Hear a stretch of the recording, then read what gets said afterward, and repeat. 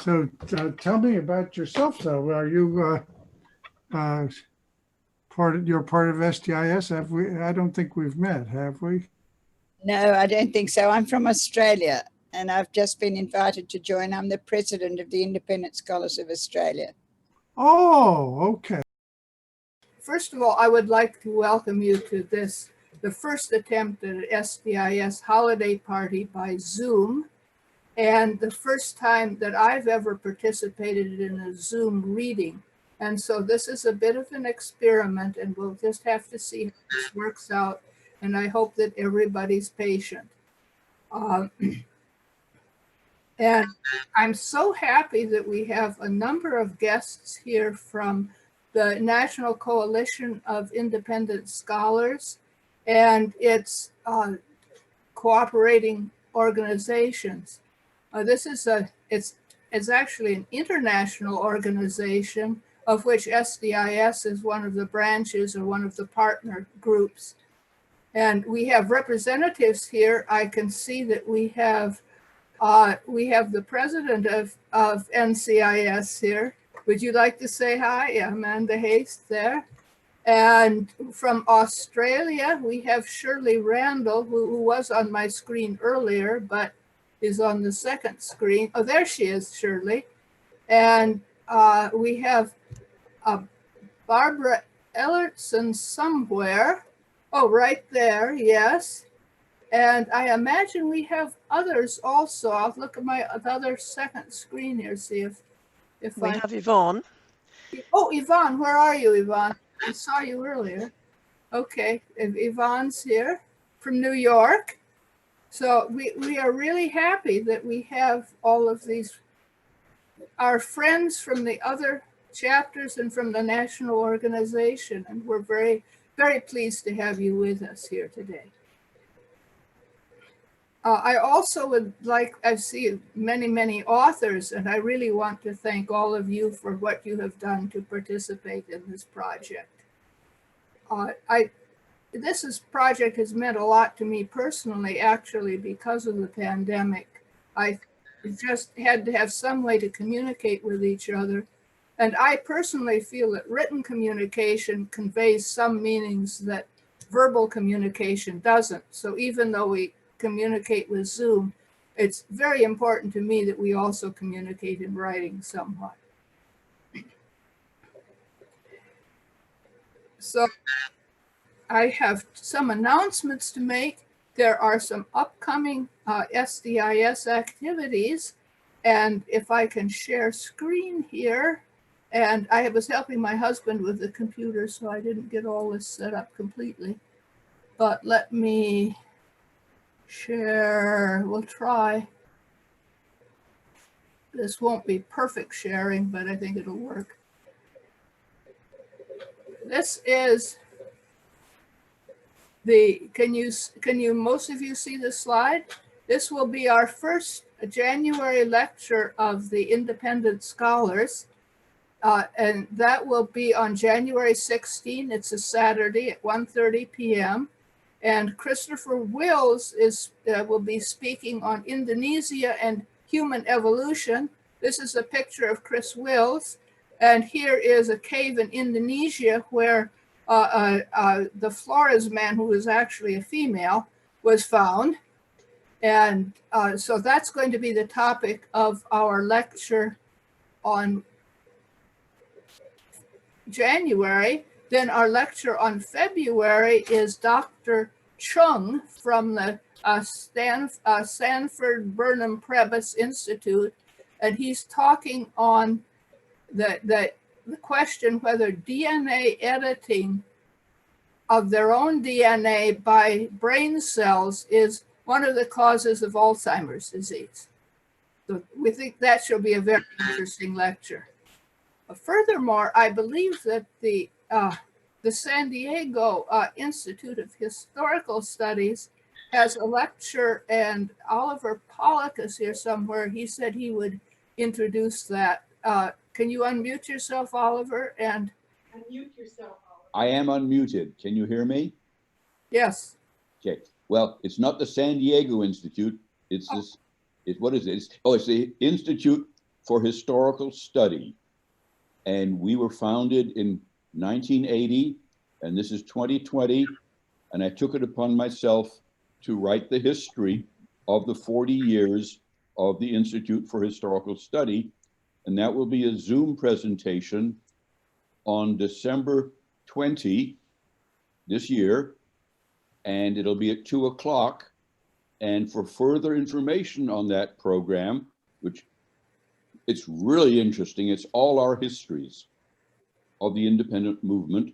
You can go online to Institute for Historical Study. We have a very nice website, and that will give further details on how to Zoom in. And I plan to have a glass of wine when I give my talk rather than a cup of coffee, but I'm being braggadocio. When I get closer to the talk, I know I want to stay sober as possible. Thank you for letting me insert that plug for our 40th anniversary.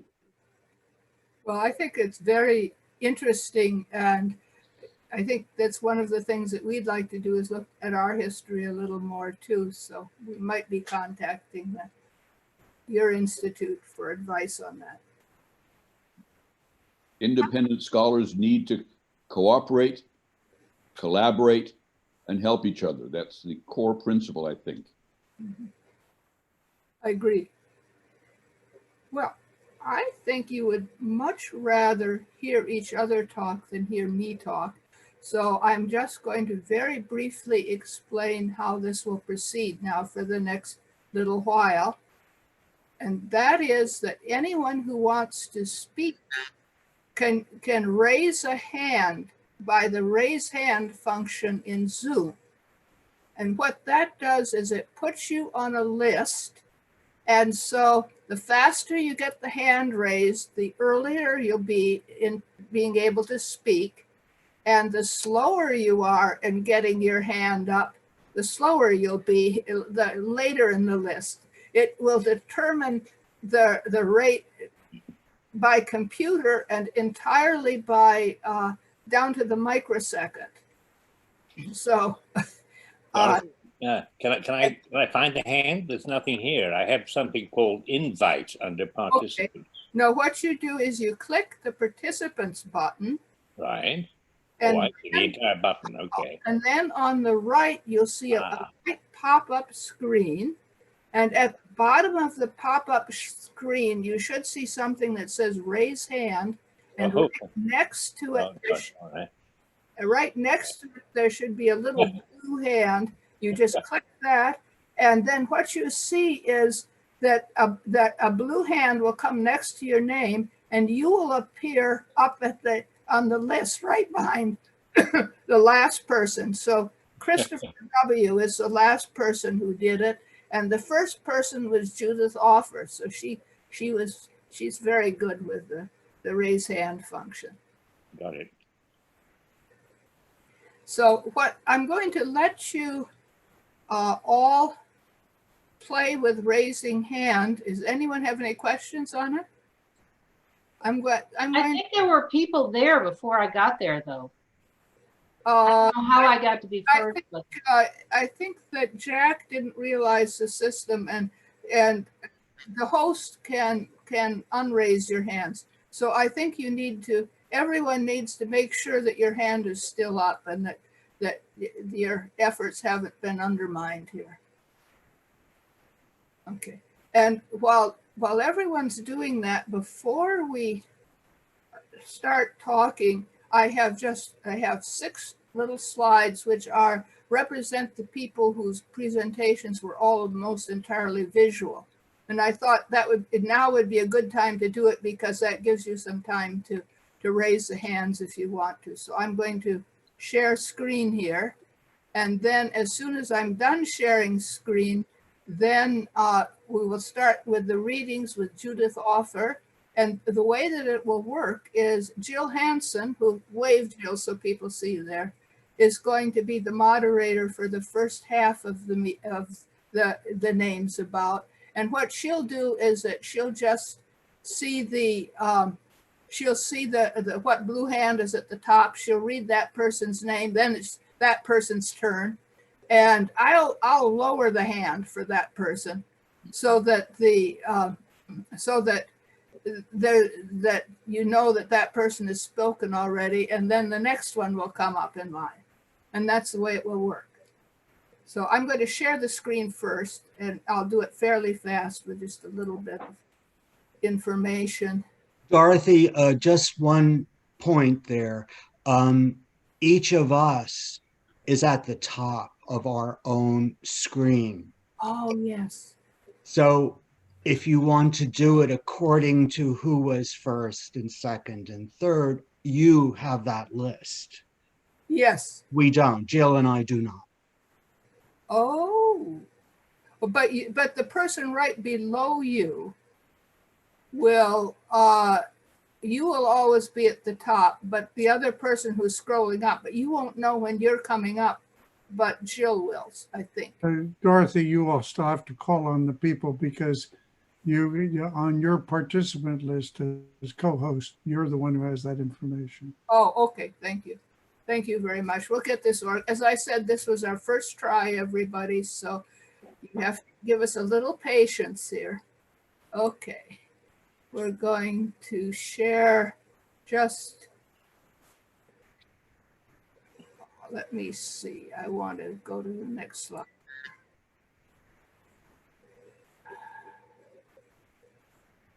I'm using my husband's computer, which is not a good thing. Page down, probably do it. Yeah. So I would just like to show you some of, and is this, I'm going to minimize this. So do you see this better without having the screen in the way now? Yeah, yes. Okay. So I just would like to show you some of the beautiful visuals from some of the pieces that are predominantly visual. And one of those is Arlene Gilbert's Flower Walks. Maybe she'll read the few paragraphs that go with these flowers, but she had some really nice flower photography. And then there's Faye Gersh's trip to Morocco. She got trapped in Morocco just as the pandemic arose. And so this is her adventure of getting back to the United States. Whoops. And then Robert Blick is a painter and an author. He has a poem in the book, and he also has a painting, Harmony. And Nigella Hilgarth has spent the whole COVID pandemic photographing the birds in her yard. Yeah, that's really good.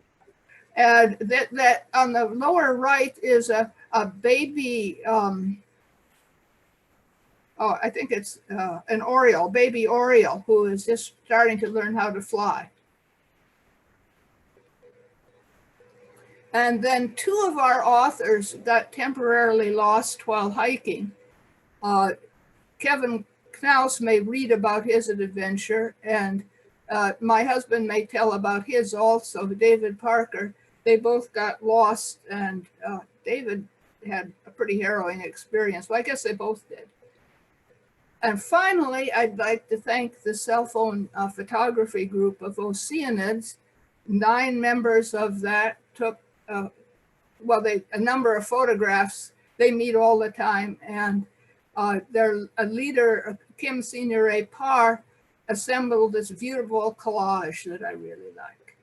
So that now we will go to the reading, and the first person to read is Judith Offer. So you will have Thank you, everybody. And so I'm a poet. I'm actually also a playwright, and just had a reading of a play about Susan B. Anthony. I'm in the Institute for Historical Study that Oliver Pollock mentioned in the San Francisco Bay Area. And I'm in it because I write some of my plays are history plays. And this was one reading I just had. But today I have 2 poems. about the pandemic. And one is called All Gone Batty, B-A-T-T-Y. And it has a graph before the poem, a quotation from the KALW news report. Quote, the COVID-19 virus is thought to have jumped species from bats in Wuhan, China. So here's the poem that goes with that, All Gone Batty. Across America, the worker bats hang through the days, waiting in their family caves, praying for safety. Everything upside down. Their sonic signals, pixels of light, zoom magically across the dark pandemic. The Capitol is a mass of empty offices, cavernous halls of echoey marble walls, where footsteps of lonely guards come back at them like bat navigation radar through the darkened government.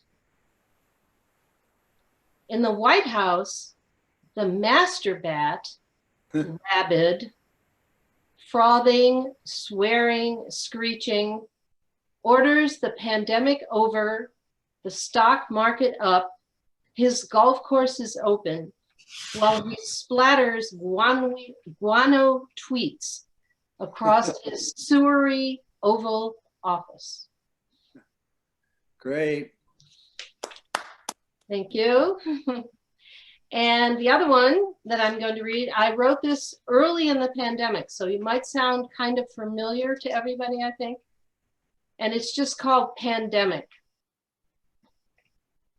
It seems we have arrived in some foreign country where clocks mark time for places that do not open and events that do not happen.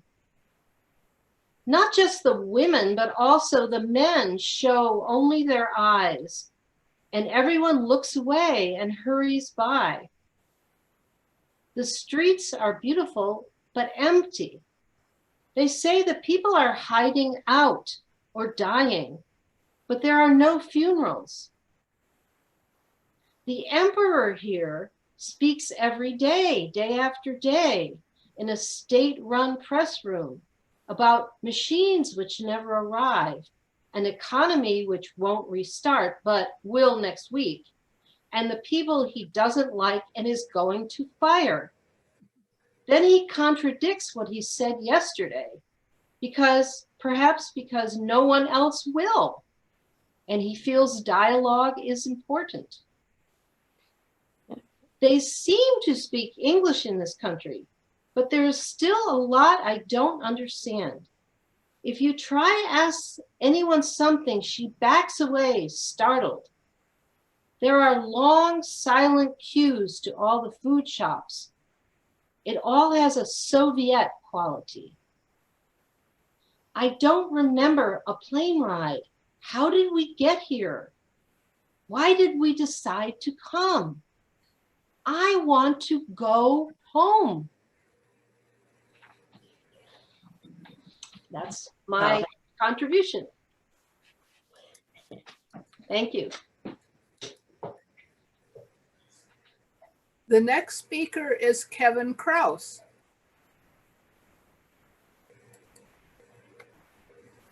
Okay, hi.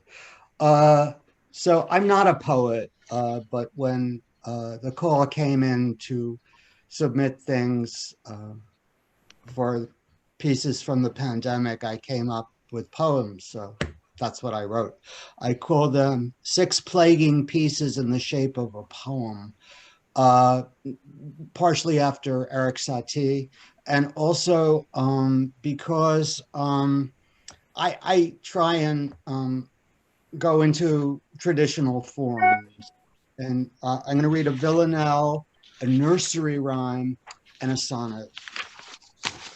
Okay, villanelle.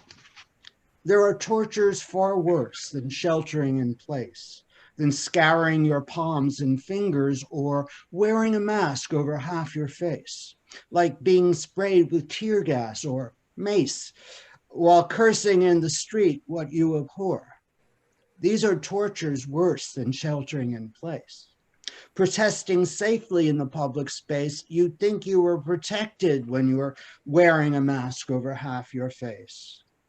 Uniformed, faceless men, a nation's disgrace, all dispatched to lessen the poor on more tortures far worse than sheltering in place. Flee from the fumes, outrun their race. What rights are these, your right to deplore, by every man who's masked to hide his face? No dining, no shopping, here or any place. Stay safe at home. This life is a bore. There are tortures far worse than sheltering in place and wearing a mask over half your face. Okay, this is called Notes by a Shut-In on the Final Night of the Publicans' Irrational Contention. It was written on the night of the Republican National Convention. Sorry. Okay. Humpty Trumpty sits on his wall. Trumpty Dumpty must take a great fall. All the king's asses and all the king's kin can never make Trumpty look better again. Melania, Ivanka, and Tiffany too, like Eric and Junior, but not Barron, who appears quite disturbed and remains out of sight. Continue the myth that Daddy's all right to keep his thumbs on the nuclear button in spite of the fact that his head's full of mutton, despite the way that he demonizes the victims of hate for their own demises. Calling for justice makes one a vandal. Suppressing such speech is no cause for scandal.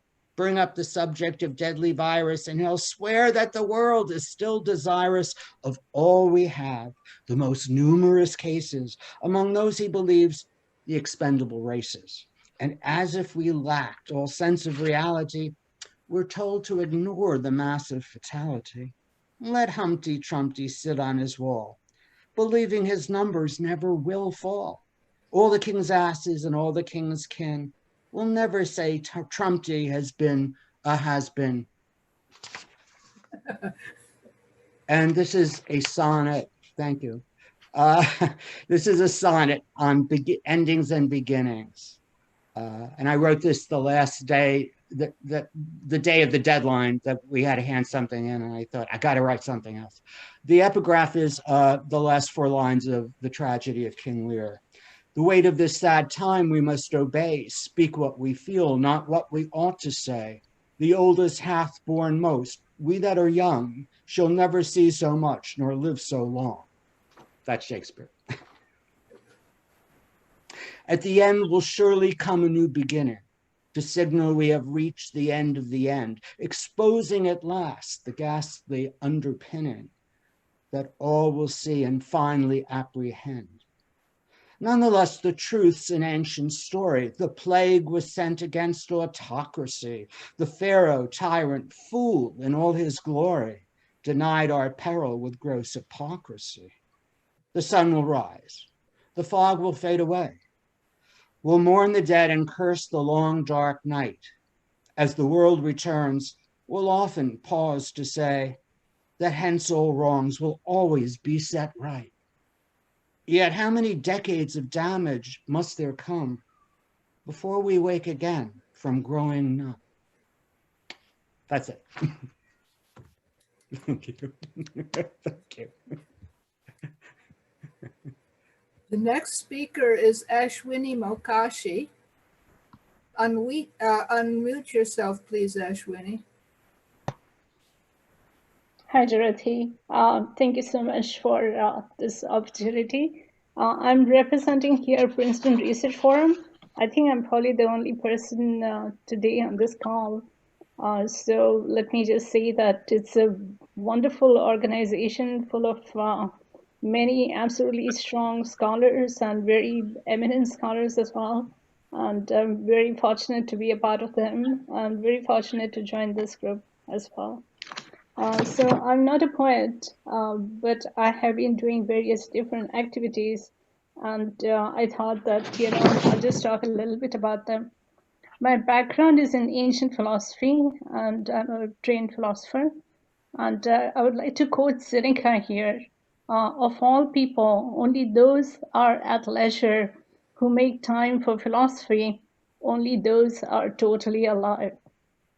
And somehow the ancient philosophies and the ancient wisdom came in very handy for me during the COVID times, because it gave me time to think, time to reflect, as well as time to act. So the pandemic got me wondering how I can use the ancient philosophy to put it to practical use to help myself as well as help the others through this difficult time. And I decided to take Seneca's words seriously. And these months of imposed stay-at-home leisure have given me a chance to reflect on life, be creative and resourceful in ways that I probably wouldn't have done otherwise. So our forced reliance on the internet gave me ways to engage in conversations about ancient Stoic and Hindu precepts about wisdom, virtue, and happiness with individuals and audiences in places I had never imagined I could reach. In the American Philosophical Practitioners Association, I found both a new set of congenial colleagues and a new career direction of philosophical counseling practice. So this is something I had ventured in many times before, but through this organization and through the online training course, I'm now a certified philosophical counselor, and I have, as a result, also started my business in that. I'm certified by Apple, and it's aimed at serving people suffering during the COVID-19 crisis. Closer to home, my course, Wisdom Leads to Happiness, allowed me to explore these issues with wise elders in the Princeton community of seniors, which is located in the Evergreen Forum.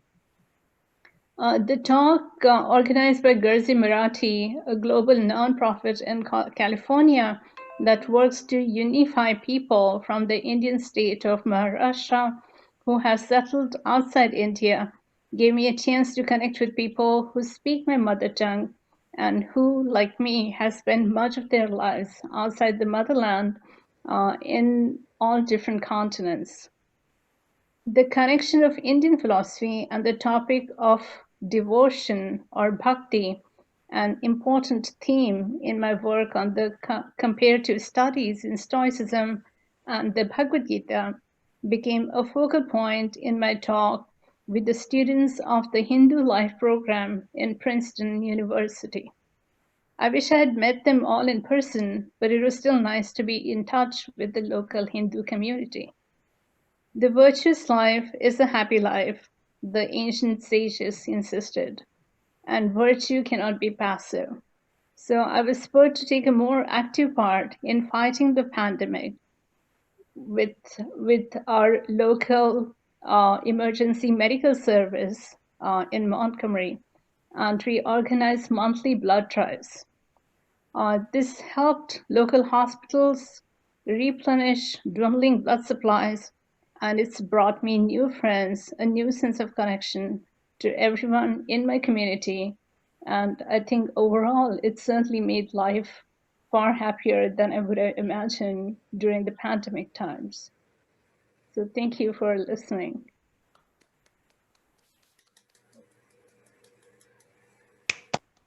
Thank you.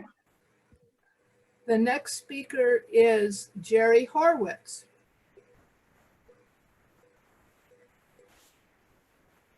All righty. Mine is short and is an essay, and I have entitled it, Hello Virus. With apologies to Simon and Garfunkel, I feel as though the coronavirus has put me on a bridge over troubled waters. More aptly, a bridge over waters roiling with not only the dangers of severe illness, but the dangers as well of climate change, of economic insecurity, of racial unrest, of political polarization, and of educational disruption. Where am I? This bridge has no end in sight. Its only direction is toward a new frontier of as yet unsolved problems, still unanswered questions, and unexpected consequences. Rather than, like brave pioneers of the past, choosing to depart from an unsatisfying present in search of more opportunity, I am, unwilling and unconsulted, losing control on a voyage toward what? Can I reframe the narrative? Can I help mend this ruptured culture? Will time itself, squeezed and stretched at once, regain a recognizable shape? And yet, I resort to two ways of thinking that calm me. The first is an inherited sense of humor, which enables me to see the ridiculous lurking behind many situations. Secondly, I admit and surrender to a firm belief that Mother Nature cannot be conquered. She can be anticipated and she can be dealt with, but she cannot be overcome. Perhaps not a comforting notion, but a realistic one, oddly soothing. But I am afraid. I fear the virus, and I fear the possible after effects if it catches me and I survive. In the meantime, I wonder about this bridge on which I seem to exist. Will I reach its end? Is there, in fact, an end? I argue with myself. Yeah.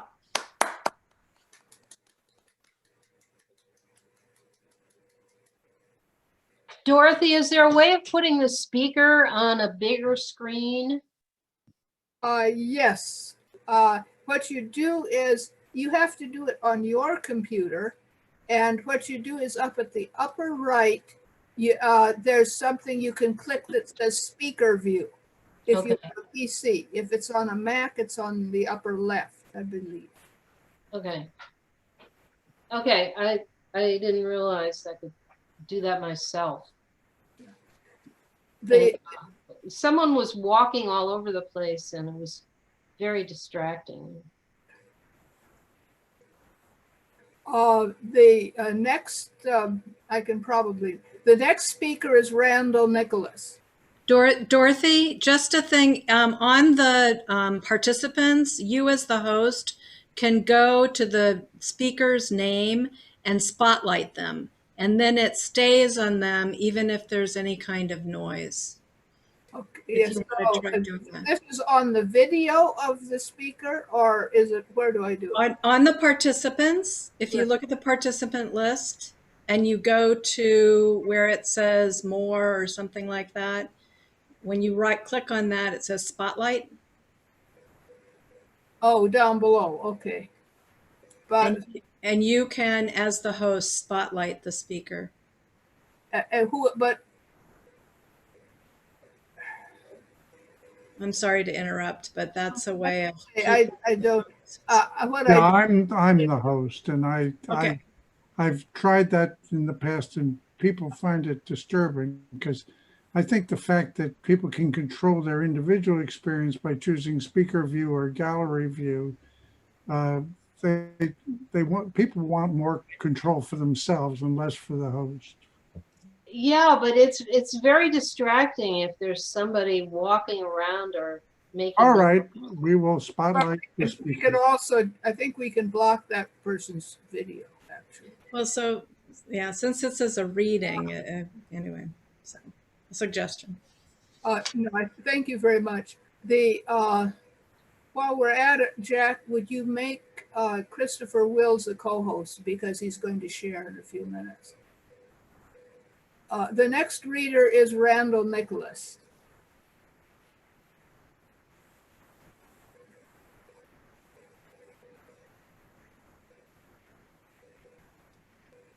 Randall, did you hear us?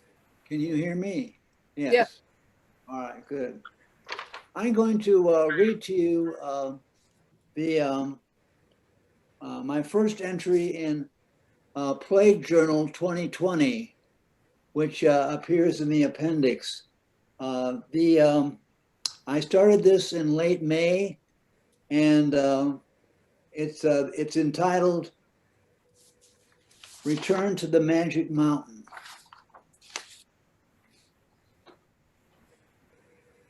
I am dying and the world is dying. I wanted Leslie Friedman for the part, but she wasn't available. So Cora Sue and I have created a virtual cave of phagocytic shadows.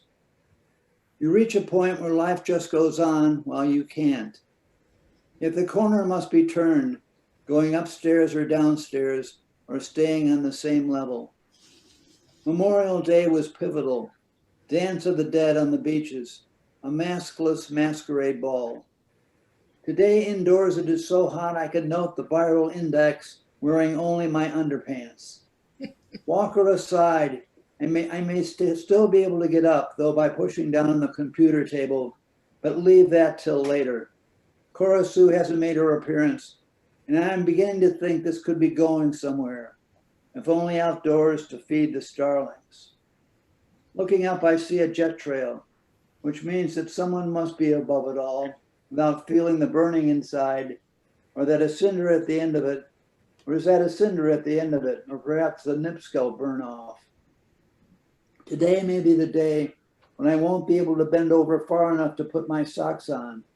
So maybe I'll clang around in here barefoot among the stalagmites when I present myself to the waking day, feeling every bit of detritus left over from last night's unconscious ramblings, where I can walk by myself, where I can't walk by myself. I can still fly up walls and over rooftops and make swordplay my diversion of choice. But then there is the RLS that interferes with the PLS to keep me from sleeping all day. If Haggard and Hulu were still around, I could send this in and maybe get online, or at least give whoever is published today a shot of my critical adrenaline. But there isn't even a weekly front porch for me to treat others to my nonsense and empathy. So this is it, and I'm the only one left. Thank you.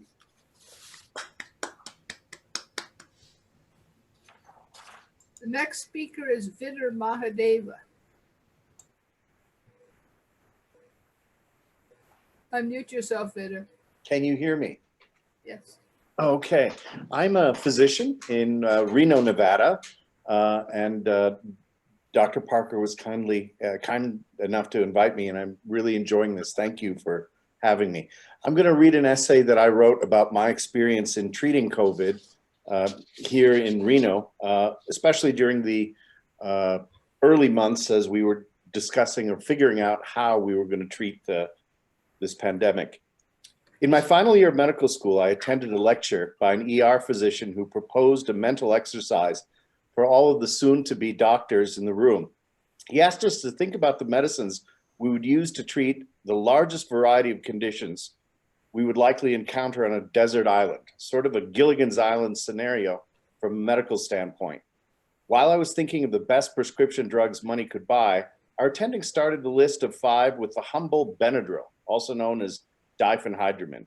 This is a surprisingly versatile drug you can buy at a dollar store that amazingly can treat everything from allergic reactions, insect bites, insomnia, nausea, dystonia, used as an anesthesia and therefore as an analgesia.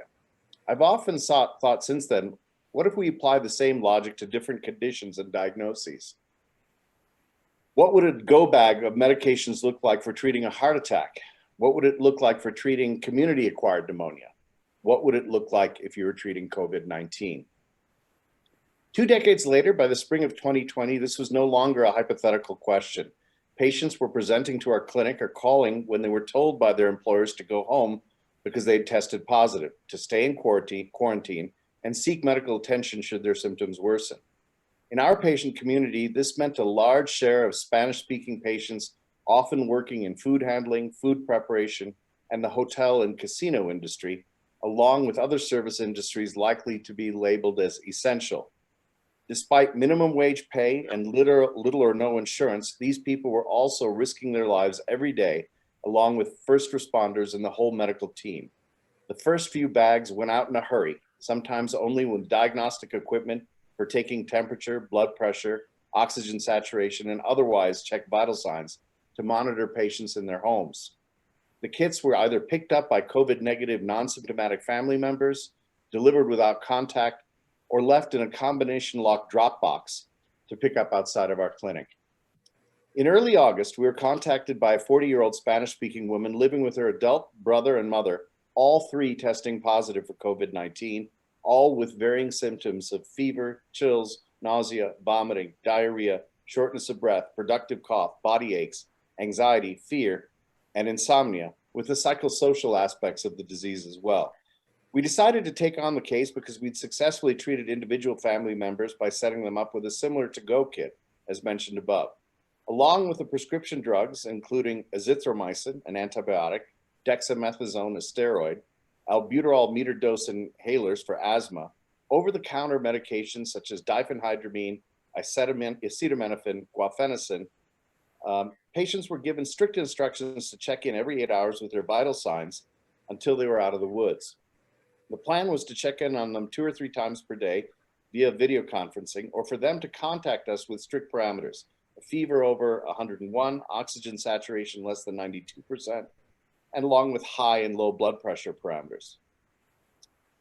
Voltaire once said, medicine is the art of entertaining the patient as the body heals itself. Entertainment aside, simple medications given at the right time alleviated enough symptoms to build confidence that what we were doing was working. In this case, the best medicine was the least medicine, along with the knowledge and security of knowing things were being monitored and worst case scenarios anticipated, with contingency plans in place if needed. By the 3rd day, it became clear that the younger patients were getting better with merely the use of inexpensive over-the-counter medications.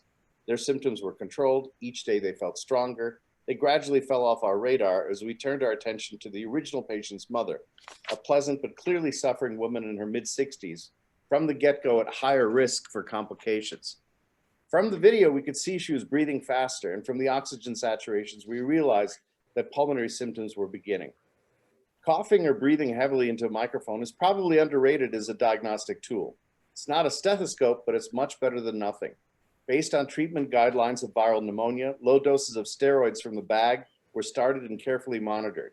The albuterol inhaler usually used for asthma came in handy. Oxygen saturations improved almost immediately. Later, when a productive cough began, the antibiotic was implemented some 4 days into the illness, about the time one would expect an atypical bacterial co-infection.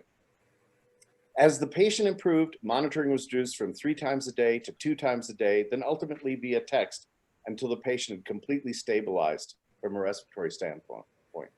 In September of 2020, for the first time in my medical career, I met a patient in person a full 4 weeks after I began treating them virtually. It was a good time to obtain all the past medical history and fill in the blanks. While the patients had some lingering symptoms to remind them of the assault they had suffered, the mother in her mid-60s clearly had signs of vasculitis, and treatment was started with good results. Extensive laboratory results and a physical exam confirmed that she was no longer in danger of respiratory failure. However, like many COVID-19 patients, post-infectious symptoms would drag on for several weeks and would require monitoring and ongoing treatment. While our original to-go bag was designed for 1 patient, it ended up treating 3. The 3 simple diagnostic tools in the bag probably cost more to sterilize than to replace. They will serve again, as telemedicine will undoubtedly be used again, not only for this family, but also likely with every family in the not too distant future. For me, this was an eye-opening experience that we'd not have dared without the unique challenges posed by COVID-19.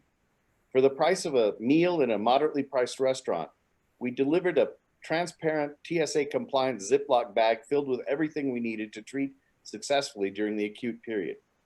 Healthcare delivery clearly doesn't have to be as industrialized and expensive as we've made it. COVID-19 opened the door to innovate just a crack, and we seized the opportunity. Our team has been gratified by the results. Perhaps in the future, innovation can be driven by the rule change that COVID-19 necessitated, or even better, because the innovations just make sense. This is a picture of the bag that we use, and basically it's filled with mostly non-prescription drugs and only a couple prescription drugs. And given at the right time, it can be set into a house and treat a whole family if necessary at a much reduced cost than what's being done right now. Thank you very much for allowing me to share this with you.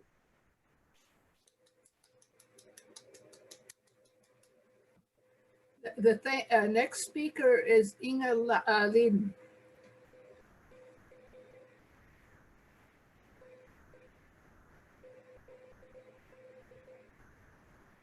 Inga, unmute yourself.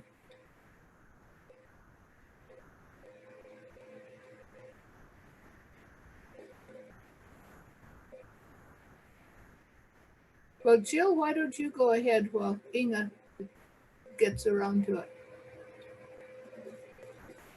Oh, here's Inga.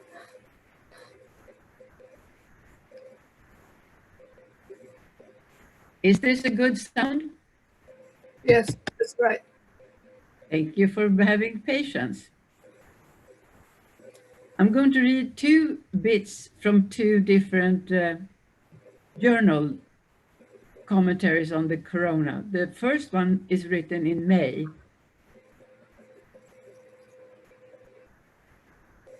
I'm terribly scared of getting the horrible illness, which is described every day in the media as ferocious. Imagine to be isolated in an intensive care unit with no one who is near and dear to me, and to think that I shall probably die soon because I'm almost 80. That makes me very strict in my isolation. My household is just me. I'm alone at home and I walk alone daily. I'm far too worried to join a friend and try to keep 6 foot distance, which is the law in California. When I walk, I wear my mask and garden gloves. It amuses me that I see new and different things when I walk alone in my own neighborhood where I have been driving for years. When now and then I meet a dog who has taken his master for a walk. Both of them look happy, and when we meet, they walk into the street, or I do it, in order to keep the distance. Thank heavens there are hardly any cars around. We look at one another and say, thank you. Instantly, these two words become important and meaningful. Maybe we both live solo. Perhaps it's the only exchange face to face for the day. And now I'll go to the journal commentaries that was written in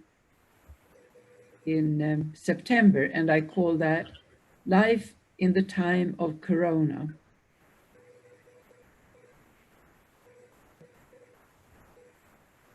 If I catch the virus, test positive, and have trouble breathing, I have written a statement, capital S, saying I do not want to be taken to the hospital. Keep that hospital bed for someone who is eager to try to win with the help of a ventilator. I do not want to try. I want to stay at home and prepare to die with the protective help of hospice. I do not want to survive the ventilator treatment.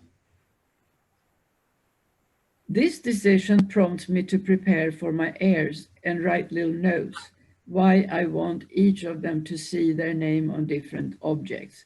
I have not done that to the extent I think I should. I have experienced receiving things with a note with my name, and it has filled my heart with joy and gratefulness.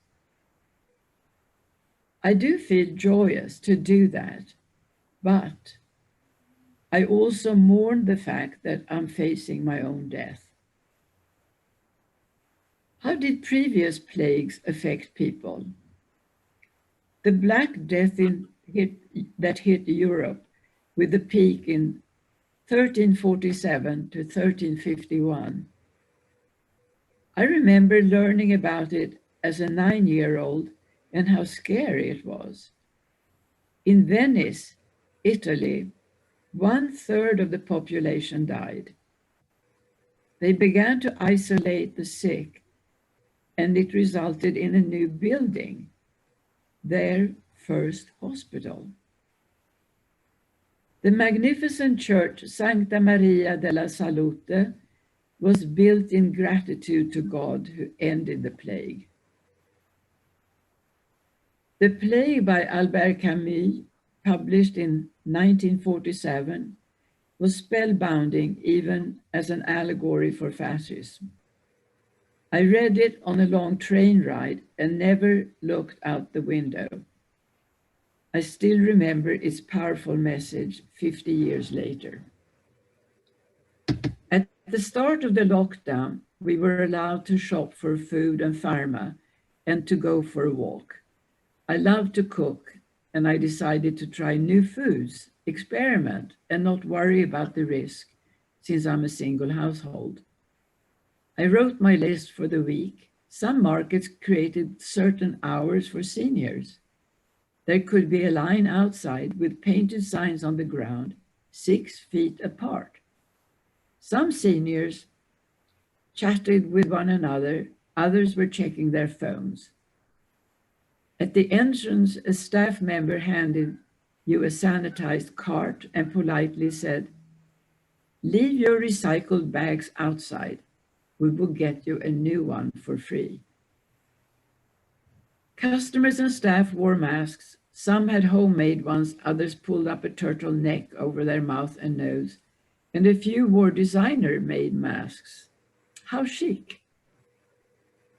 We also learned to thank staff for coming to work.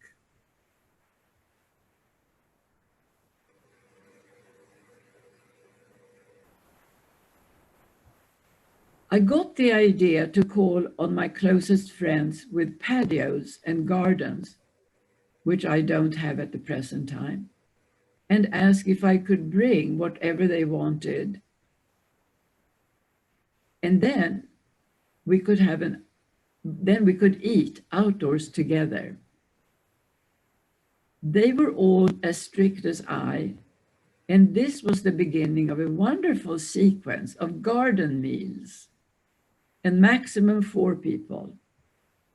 Our feelings when being face to face was nurtured and more than the Zoom visuals. I think it became a time of gratefulness, and our conversations got deeper than when it was normal pre-corona times. I wonder if we were all keeping fear of dying under control when sharing food and talks.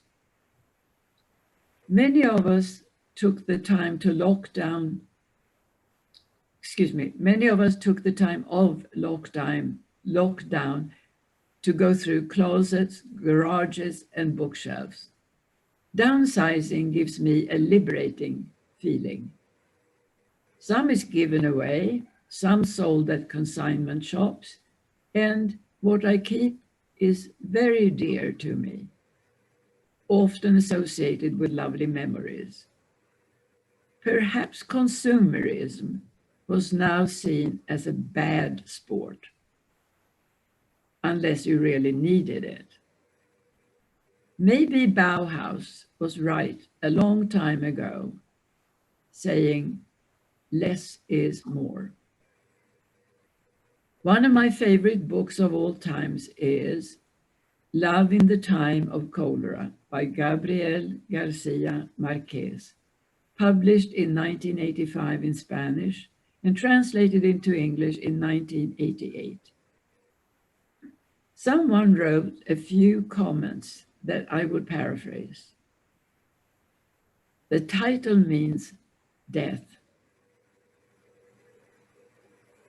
But the novel is about people who choose hope over despair, self-knowledge over self-dramatization, in the belief that love can transform age and time.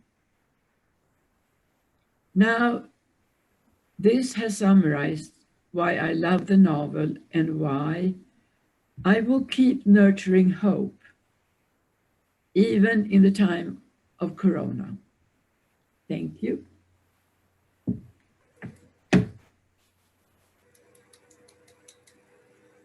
The next speaker is Jill Swain. My COVID-19 story. I have had the best job in the world for the last 16 years, and it all came to a crashing end, most likely in March. I have been a group leader for the adult education travel not-for-profit company, Rhodes Scholar. I would spend about 12 weeks of the year traveling with these groups in Southern California, meeting wonderful people, staying at great places, and seeing many beautiful and educational sites. I learned so much and figured that I would be doing this until I couldn't anymore, perhaps when I turn 80 some years from now. I also was an ambassador for them, having given 300 plus presentations across California and in a few other states over the last 8 years. Although this was a volunteer position, I received vouchers to go on a Rhodes Scholar trips. So my travel was almost all paid for because I was the volunteer that gave more presentations than any other person in the country. I also had 3 Rhodes Scholar programs that I planned to attend in May, France, June, New York, 5 boroughs in 5 days, and August, vegetarian cuisine and Buddhism at a Buddhist retreat in SoCal. These were all canceled. Travel has been my primary hobby over all of my adult life. I have been to all continents except Antarctica and to almost 100 countries, plus every US state. I also had planned to spend a week in Palm Springs in May and a week in Vancouver, BC in August. These, of course, were canceled as well. There is no telling if Rhodes Scholar will survive the pandemic. They are trying hard. They have let many longtime employees go and stopped publication of their catalogs and are now all online. Their hope is to ride this out and come back to where they were before 2020 someday. Meanwhile, I'm alone at home since my husband was in Cambodia when this happened and was unable to return in June, as the airline stopped flying from there except to China, so he has been happily stranded there. There's little or no COVID there, and he lives a free life in a nice apartment, going to music events, pool tournaments, and walks the city daily. He does not want to return here until a vaccine is developed, COVID is gone, or there is no quarantine for those returning to the US. There are many expatriates in cities all over the world who are living better lives than we do in the US at this time. Cambodia is locked in and all are accounted for, so the virus did not spread. They do have mosquito-borne diseases like dengue fever, however, and rampant poverty because the clothing factories have been shut down and poverty has reared its ugly head. I have respected the local, county, state, and scientists' pleas to isolate, and I have mostly done so. I have gone once to a pharmacy, once inside a bank, and walked through a restaurant several times to pick up food. I have my groceries delivered, take walks in the neighborhood almost daily, swim in our condo association's pool almost daily, do jazzercise on demand online, and chair yoga on YouTube. I call friends and family daily, see one son and those grandchildren once a week from a distance, and speak to the other son and those grandchildren once in a while. It is a lonely time, but I try and keep busy and stay positive. I listen to many lectures online, do jigsaw puzzles, and have a few streaming episodes of shows that I like on TV to watch at night, besides baseball, which was a great diversion for me. My great-grandmother died in the 1918 Spanish flu pandemic, leaving 4 children still at home. with my grandmother, age 15, in charge of the 3 younger than her. She married quickly and had a hard life, living with a mother-in-law who used her like a housekeeper. No one in my family who was still around ever asked their mothers or grandmothers about what life was like during that time. How did my great-grandmother Rose contract the disease? Why did no one else in the family get it, etc.? That is why I think that this record that SDIS is compiling will be of interest to many in the future. I know that I am lucky to live in the beautiful city of Carlsbad, have a pool to swim in, comfortable surroundings, money to have my groceries delivered as necessary, and a car if I need to go anywhere that is too far to walk. One new interest of mine is improv. I am taking lessons once a week on Zoom, and it is the highlight of my week. I have hopes to teach it both virtually and in person at our local senior center when it reopens sometime in the future. I wear a mask when leaving the house, wash my hands often, and stay 6 feet from others. My life has changed over the last 6 months, and it has been life-changing for me. But I am adaptive and look on it as a learning experience and hope to survive without contracting COVID. Thanks for your story collection and hope that mine adds one more view for all to read. Thank you very much. The next person is Barbara Beaumont.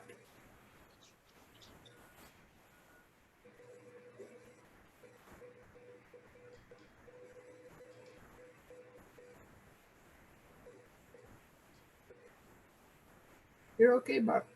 Unmute yourself, Barbara. Oh, this is it. Okay, there we go. Okay. That work? Yes. Okay, good.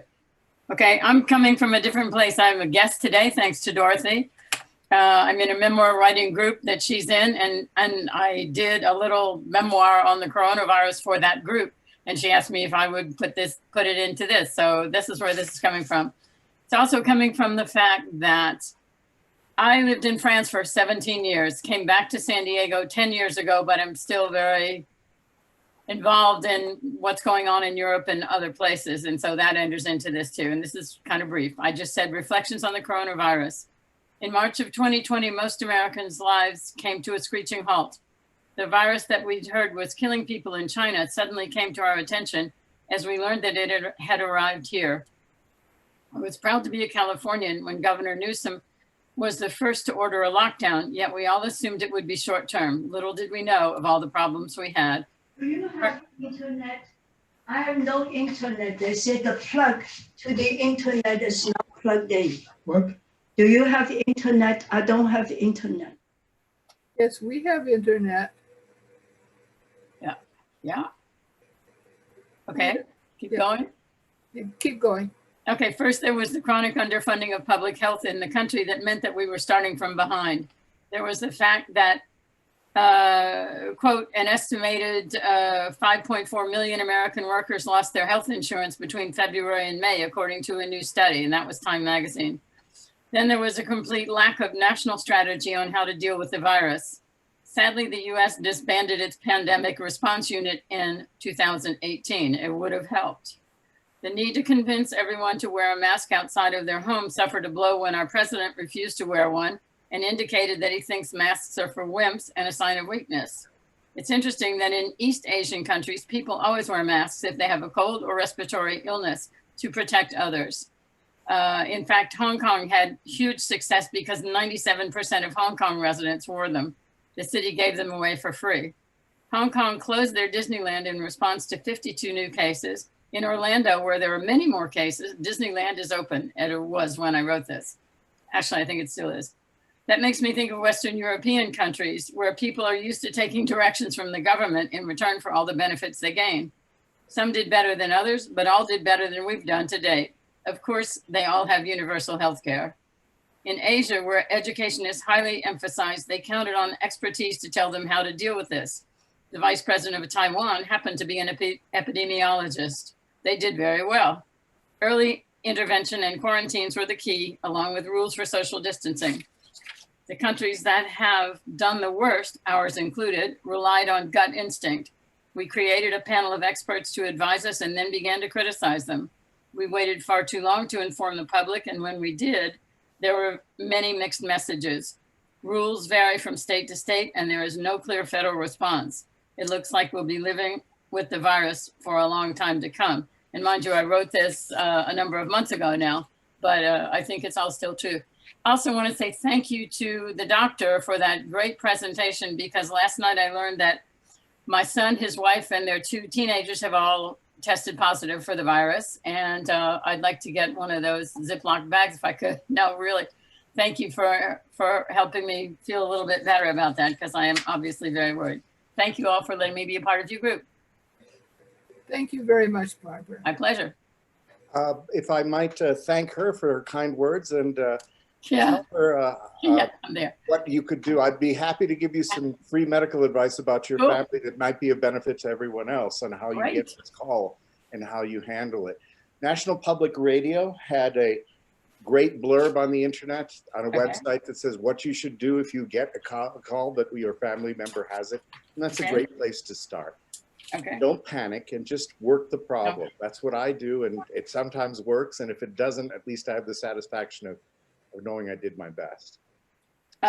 Unfortunately, they are in Kansas, not here, so there's not much I can do, but call them every day. I don't know. What part of Kansas?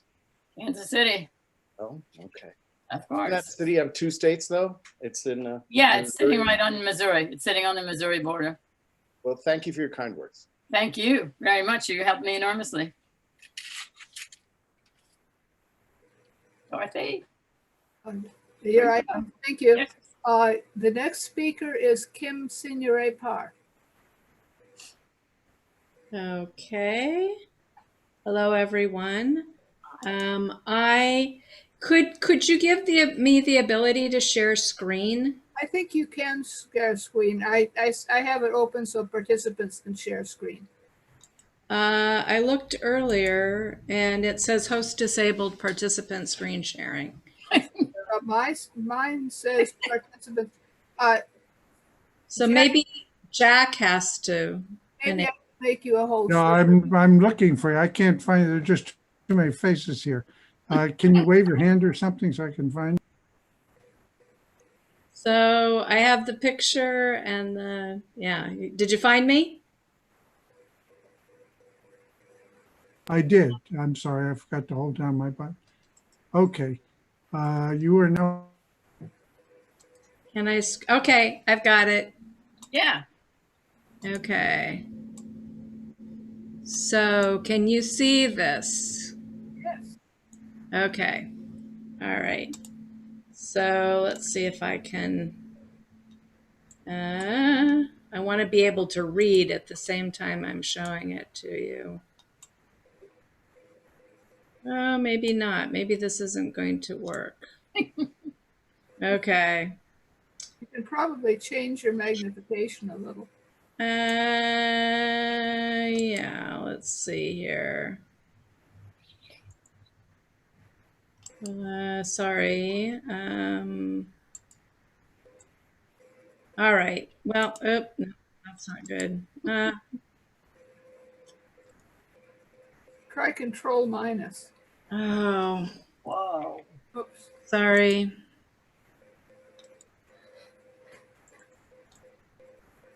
Okay. Well, here it is. And then I hope that I can go. No. Okay. I guess I'm going to have to be just stuck with that. Okay. We all have our cell phones, and I'm going to read and you're going to see it from the screen.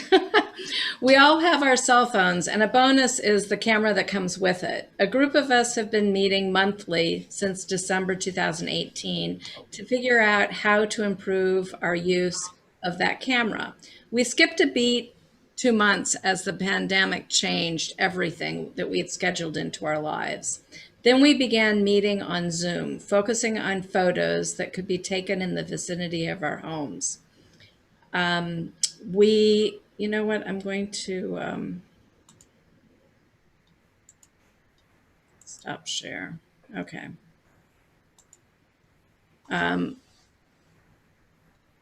contents inside our homes. We moved on to studies of a topic each month from a website and book entitled Seeing Fresh. Color, texture, simplicity, light, and space. The collage of our work is from the topic of color, and I'll go back to it and show it to you. We have just finished texture and are moving on to simplicity. We share our images, tips, apps, and camaraderie at our meetings. I think that we find that photographing our surroundings has enriched our lives during lockdown, making us appreciate what is still available to us, and in fact, right before our noses. So if we go here, if I can just bring this up one more time, and I wanted to show you this, that we really, we walk around, we look at everything around us, and this was on color, and it just, in bringing there are 9 photographers that participated in this, and bringing this together was really joyful to put this together to share with all of you. And that's my contribution. So thank you, Dorothy. Thank you, Kim. That is great. The next person is, I think, Chris Wills already. Let's see. Is that true? Yes, I think it's Christopher Wills. You are next, Chris. Hi, everybody. Thanks very much, Dorothy, for getting this all organized. It's really very complicated. I'm impressed. I couldn't have done that. But what I'd like to do is just show you a very quick video that my wife Liz and I put together on the monarch butterflies that inhabit our backyard in large numbers. They're now mostly gone now, but during the spring when we were really stuck here, we'd only just gotten back from Indonesia. We were some of the last people to fly through Singapore. And so we were, we were all the way from Indonesian tropical reefs, all the way back to being totally locked down here in San Diego. So that was rather disorienting. So what I'm going to do here is just show you part of this video, which is sitting on YouTube. You'll see the link to it in the book that Dorothy and everybody put together.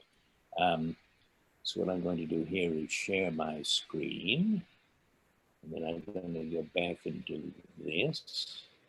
I'm going to go to that. Can people see this? Wow, yes. Yes. Yep, okay. Good. So now what I'm going to do here is I'm going to move this out of the way. So I can now go to full screen. And there we go.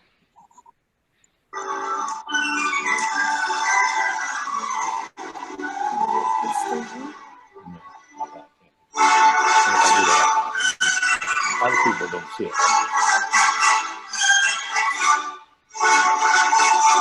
This is what happens now in the last part of the monarch's existence, so to speak, as a larva. It's now grown up, and now it's thinking about turning into a pupa, which it does as it hangs from whatever convenient spot.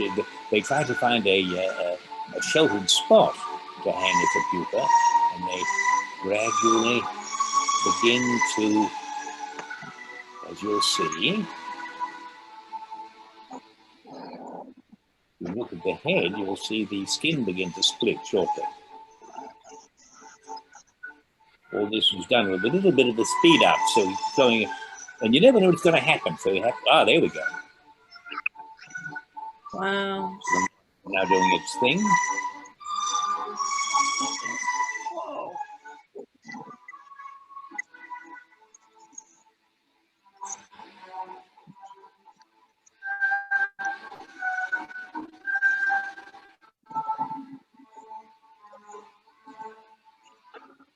The larva is still all there, but it's going to totally reorganize itself inside the fairly hard pupa case. And what it's going to do is knock off the last bit of skin there, which is quite a struggle for it. Oh, there it goes. Yeah. So, pretty much arranging itself here.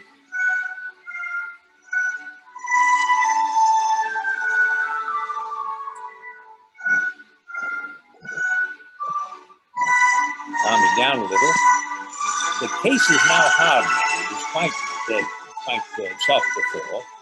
You can see it's now really getting quite very much stiffer. All this happening within a span of half an hour or so. Now, after about a week, the fully formed adult will emerge. You can see the larva on the left, the pupal case on the right, but now it's almost ready to come out as an adult.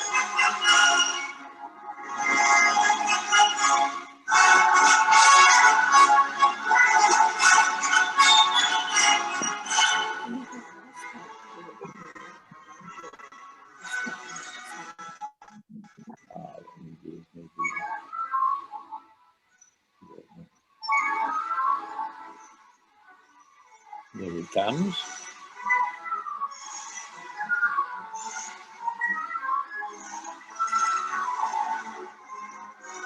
So we should transform into something so impressive. Wow.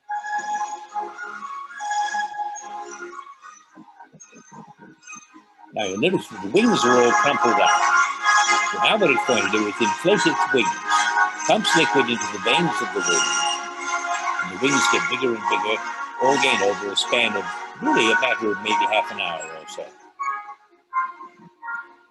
This is going a little faster than it actually happened in reality.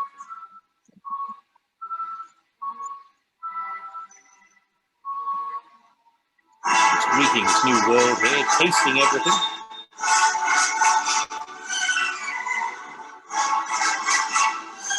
There's a close-up of the emergence.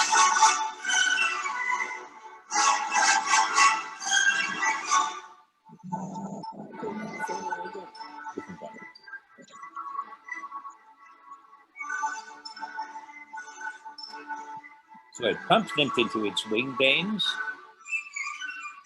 And once it's done that, all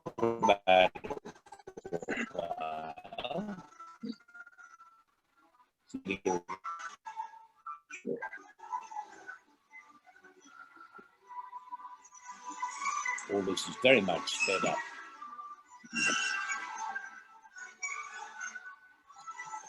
So finally, the adult can fly away.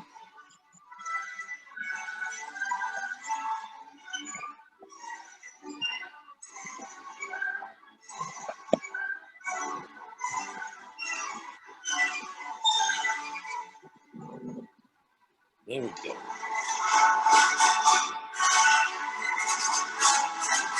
So of course the adults could migrate, in some cases thousands of miles.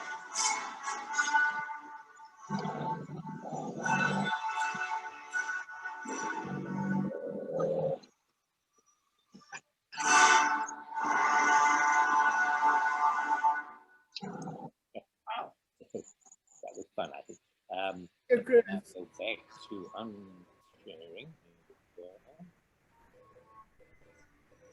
Oops. Thank you, Chris. Yeah.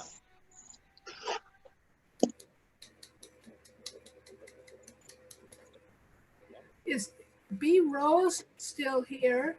B, would you like to read your piece?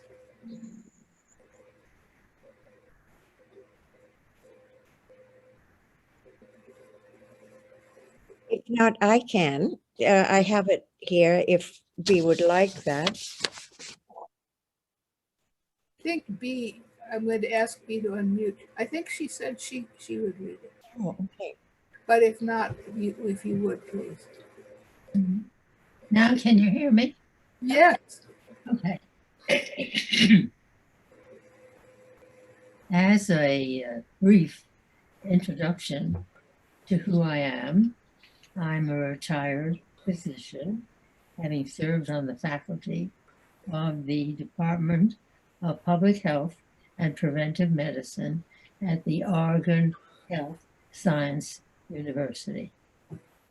I am 105 years old. Oh my God. And on the first day of lockdown, this is what I wrote. When the lockdown was announced and all events canceled. My first thought was about the empty space that was created for future afternoons. The emptiness seemed that because there was nothing there. I began thinking about that nothingness. What was there instead? Was there nothing there in my mind, or really in that space? Something was there, and I thought most of it came from my mind, plans, thoughts about projects, thoughts to think about, thoughts about what other people communicated or said. What about all the things that happened in that space before the lockdown? The many people who did or brought things to me, where are they now? Where did they go? I treasure them now because they are no longer in that space. And the only imprint they have left in my mind. But they had a value that I had not recognized or acknowledged. The space became a tangible thing, an area to be explored, to be understood, an area wanting to and waiting to be filled. Then time began to take its toll as more spaces were liberated under the lockdown, and my mind needed to address all of them. That's all. Thank you, B. I have a question, B. You were a child in the influenza pandemic of 1918, is that right? I was 3. You were 3, so you have memories of that probably. Yes, and as a result, I had an aunt who had a miscarriage in the epidemic, and she adopted me. And for the rest of my life, she was what I called my good mother, and she never called me anything but "be dear." One word, be dear. So that was my only experience with the epidemic. But I have worked in polio epidemics, which are different than this, and hepatitis epidemics, which are different from the polio. Anything else?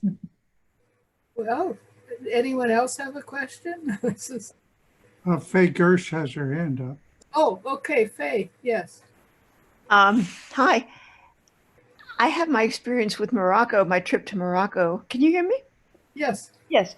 And I can try sharing the screen because there's a few pictures and I don't know if this is going to work or not, but otherwise I'll just read my piece. But you disabled attendee screen share. Okay, host, able it. Can you able it? I think Jack has to do it. I'm just a co-host. Jack, who can do it? It says, for me, it says allow participants to screen share in the security, but I think somehow it's been. Jack, can you allow her to screen share? I have allowed her. She's now. Okay, I got it now, Jack. Thank you. I do have it. Okay. What I really want to do is make my text small and my pictures big, but I don't know how to do that. That's probably highly technical. So I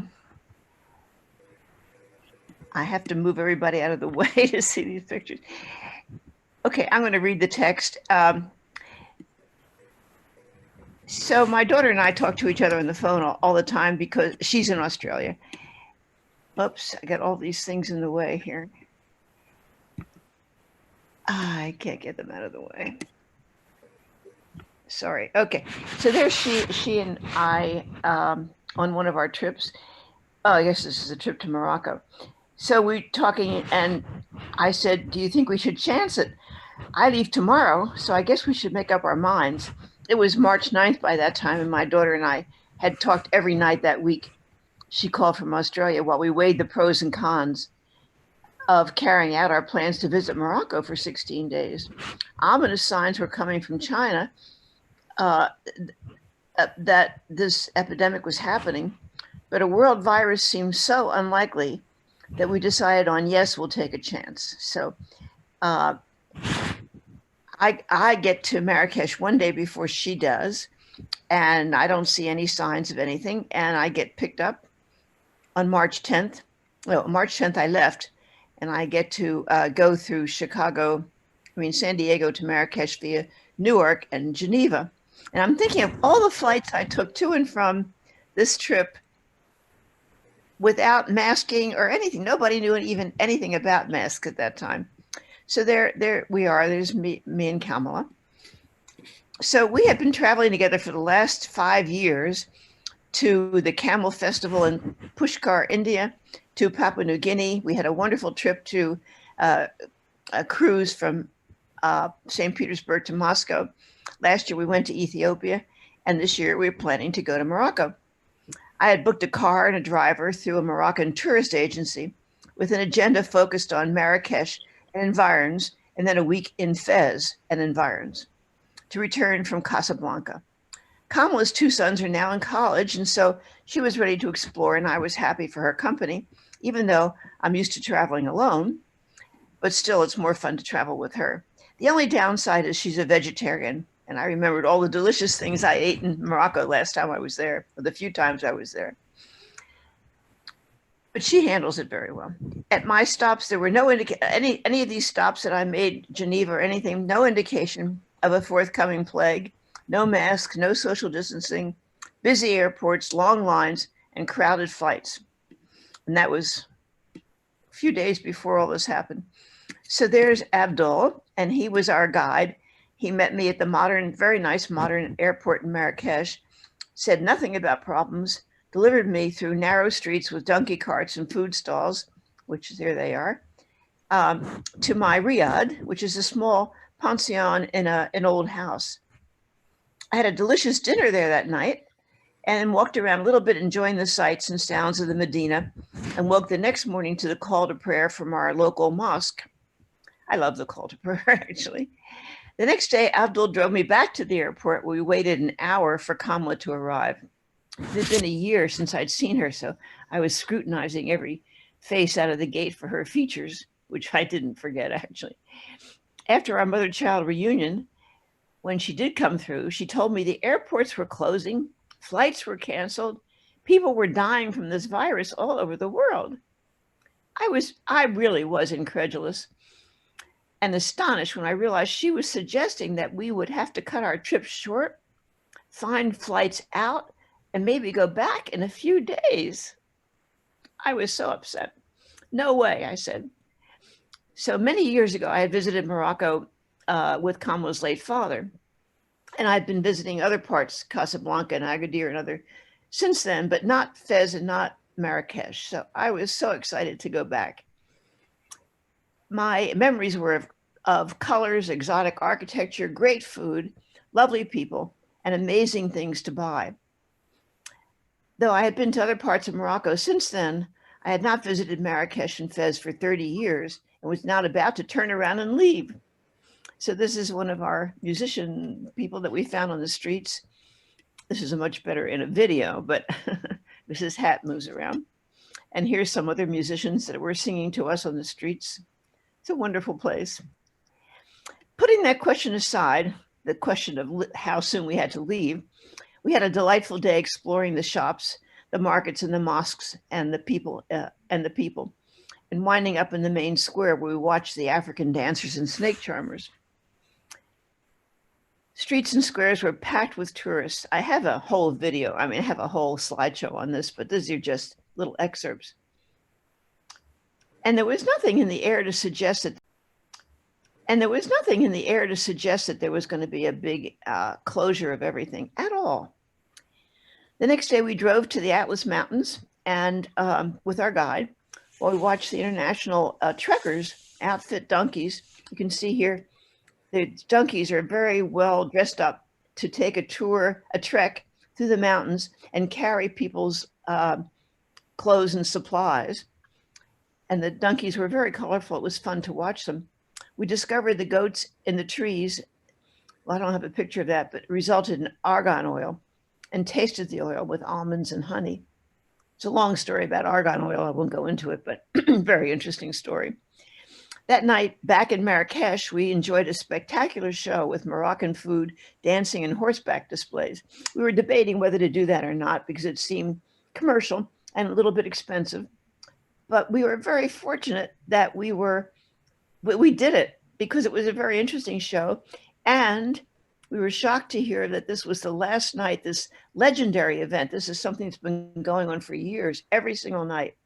This would be the last night it would be open because of the virus.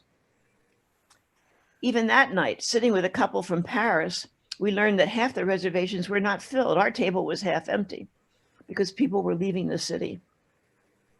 That was really shocking, which meant we had a huge amount to eat. Undaunted, the next day, Abdul drove us to the beautiful fishing village of Essaouira, full of tourists on the beach and the boardwalk and in the narrow art-filled streets near our hotel. This is a little stand that serves sugarcane juice.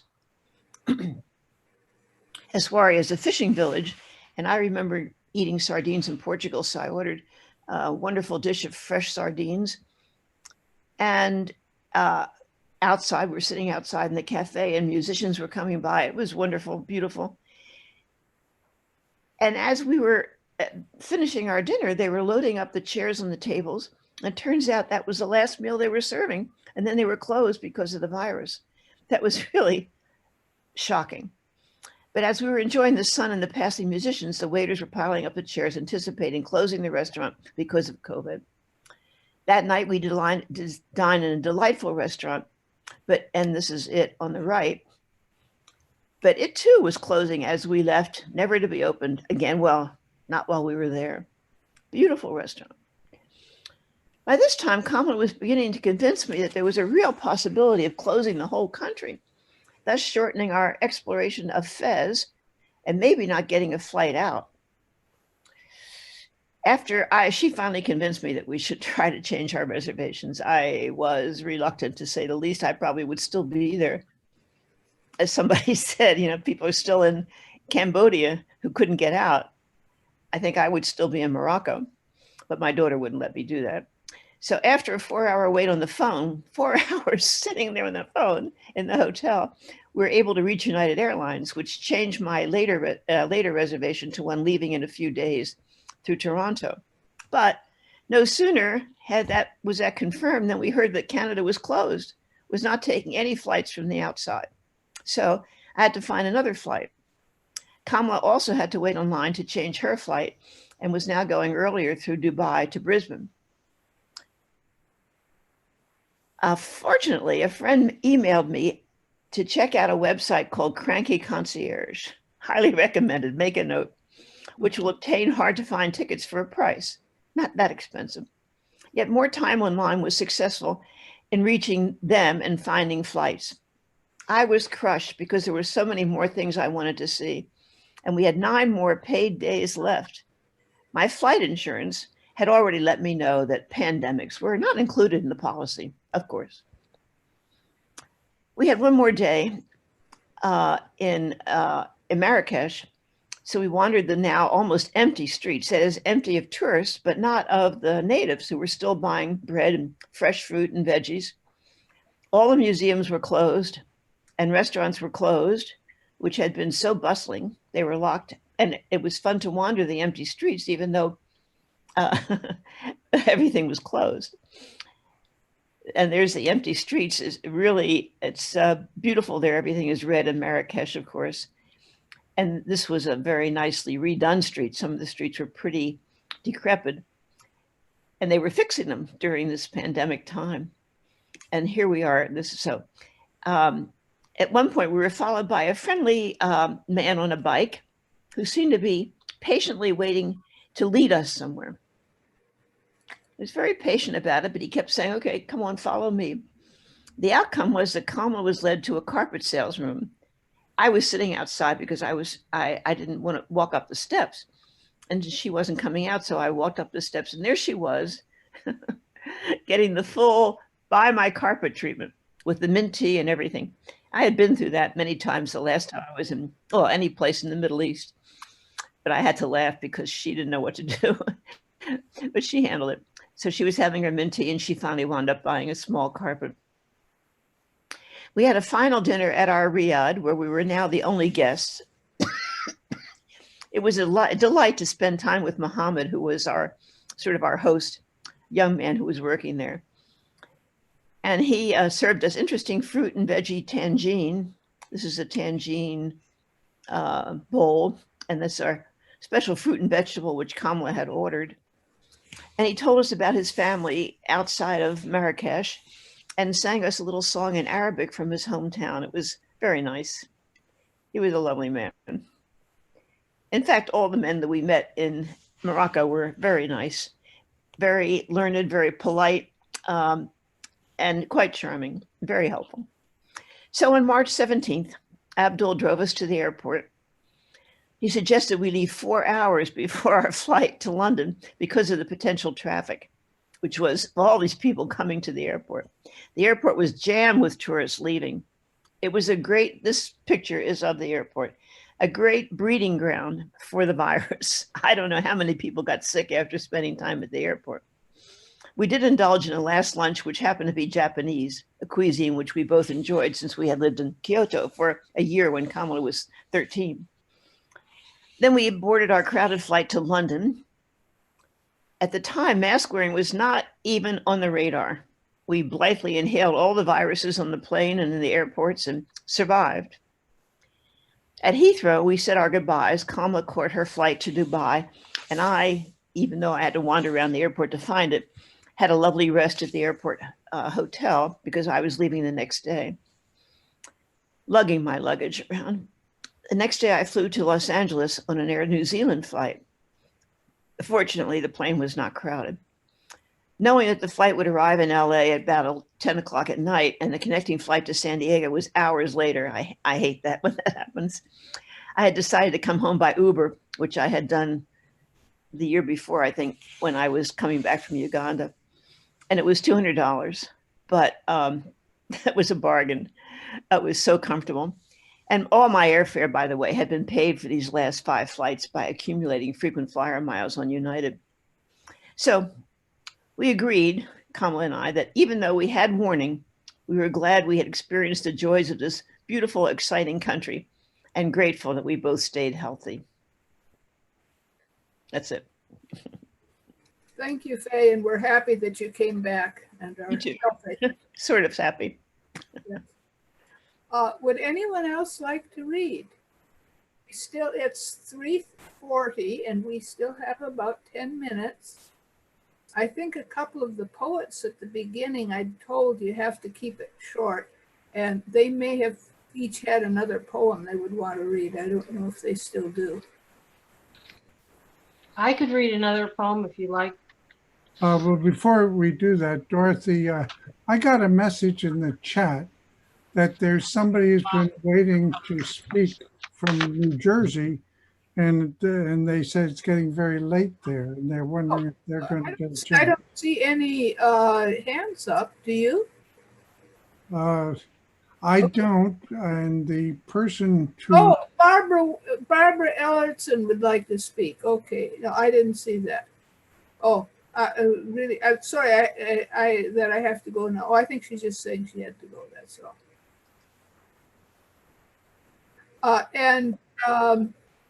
Yvonne, would you like to speak? You still here?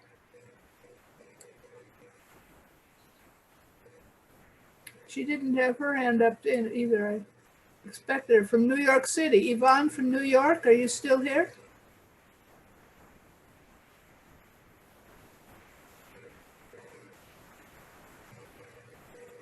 Mute. Ah, there you are. There I am. I was having trouble unmuting myself here. Okay, would you like me to read a little bit about this from New York? Yes, please. Okay. This was about the bad days last March and April.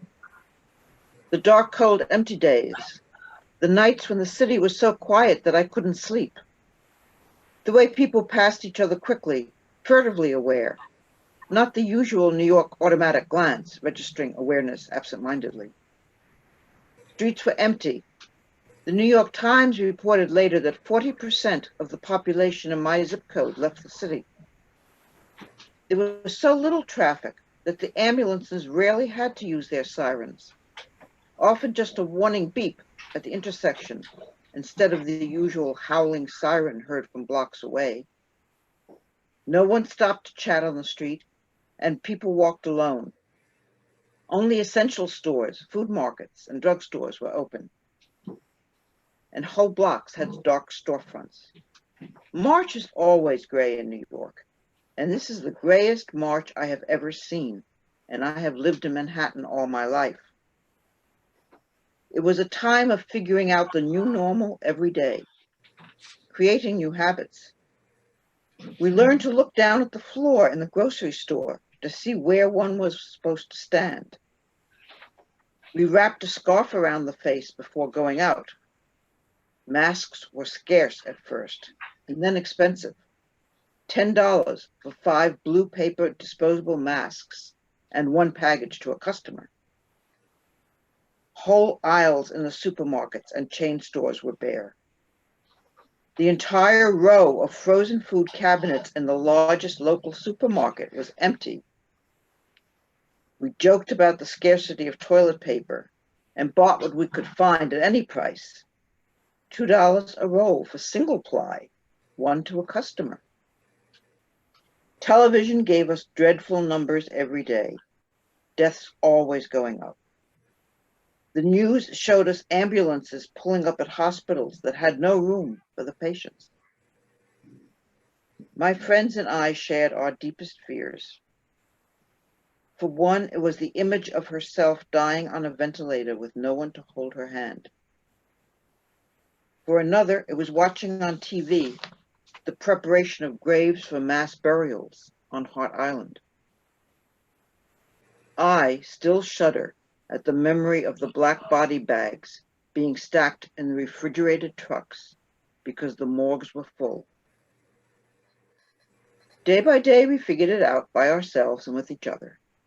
Standing 6 feet apart became a habit, even waiting for the light at the corner. As masks became available, more people wore them. We all listened to Governor Cuomo's news briefings. As he learned more about the best practices, he advised us about them. He never hid the numbers or tried to downplay the seriousness, but he made us each feel empowered to protect ourselves and others by our actions. Masks and social distancing were our tools. It's a lot better now. New York City has had more than a month with less than 1% positivity. The days are warm and sunny. This was in September. And the sidewalks are busy. People are eating in the streets at attractive little pavilions created by restaurants. And soon indoor dining at 25% capacity will resume. Schools are reopening. People are relaxing, walking around in small groups. Masks have become a mere fashion accessory for some, worn under the chin, hanging from one ear, around the wrist, or carried in purse or pocket only because stores require them. Construction projects have resumed. There is traffic in the streets again, cars, trucks, buses, and now more bikes and scooters than ever. The normal, steady background hum of the city is returning. Many of us are still wearing masks and social distancing. I hope we can maintain the progress and not return ever to the dark days. Thank you. I feel very ambivalent about this because of where we are today, but this was in September when I was more hopeful. Thank you. Thank you, Yvonne. Vidar Mahadeva sent the link to me that was to go to Barbara, and it was in the chat box, and now it's disappeared. Vidar, are you still here? Can you send it back, or maybe send it to everyone this time? The helpful link? Absolutely. I'll send it to you right now. Via email or through Zoom? I think if you send it through the chat. Yeah, it works. Send it to That's how I everyone. got it last time. Okay, I'll do it again right away. It disappeared. Maybe I don't know. I think. I'll get it. No problem. But send it to everyone, and then they can save it.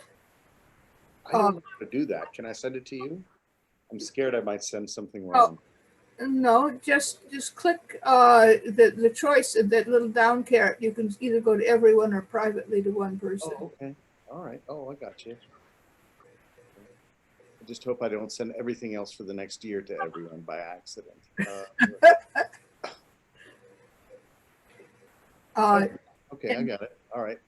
Yeah, so this is a good article written by a physician. It was in National Public Radio on their website, and I thought it was very well done, and it talks about some basics. And that should be off. Did everybody get it? Yes. That's the link to the article about what you should do. And I think it's a good idea. But one other thing, if somebody was to ask me what the one vital sign that's most important, it's the respiratory rate. If a patient, every patient, I could see from far away, even in their house, how fast they were breathing. And when that rate got above about 30 in a minute, you knew you were in trouble. And almost universally, that's the one vital sign that I think is most important. But I definitely like the opinion of the other physicians who are attending.